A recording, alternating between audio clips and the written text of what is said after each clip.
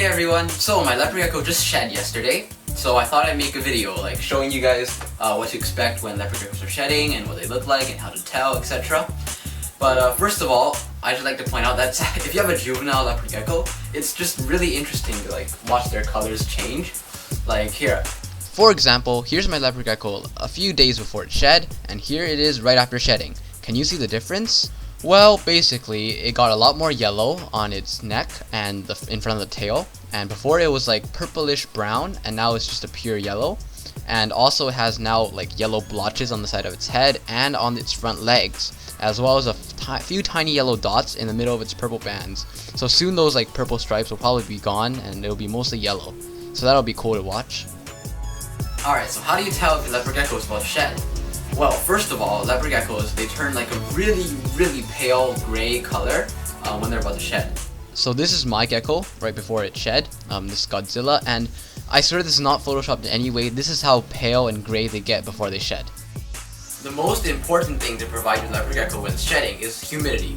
Now at all times there should be a humidity hide in its enclosure, right?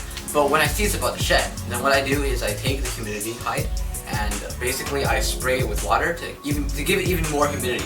Problems that can happen if there's not enough humidity in the tank is stuff like stuck shed, you know, where skin just gets stuck and it won't come off when it's shedding.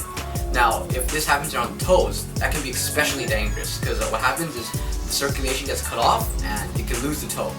If the toe is already black, there's no way to save it. It means it's like dead tissue. So what you want to do is you want to remove it. Sometimes the gecko will just let it fall off by itself. However, you sometimes need to help the gecko with this part, so you can take the wet Q-tip and just rub it and it'll come off by itself. Just don't force it, don't be too like physical. And your leopard gecko should be fine if it only loses 1 or 2 toes. Just don't let it happen again.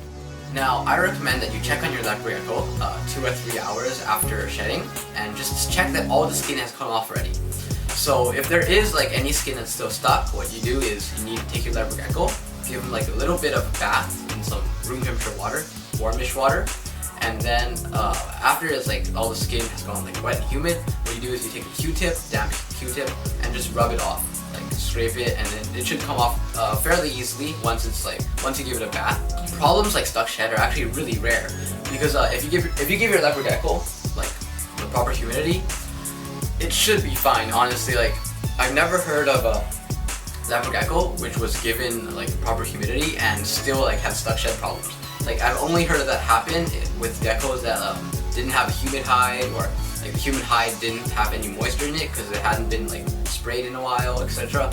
So really, like stuck shed problems only happen if the like husbandry and like proper care isn't met. So you really don't need to worry too much about it. Well, that's the end of this video. Alright guys, thanks for watching. So hopefully after seeing this video, you now know how to prevent toe loss and why high humidity is so important for leopard geckos during shedding. And hopefully now you also know how to recognize if a leopard gecko is about to shed. If you like this video, be sure to click the like button and also subscribe for more content like this. And if you have any suggestions or questions, feel free to leave them in the comments section below. Bye!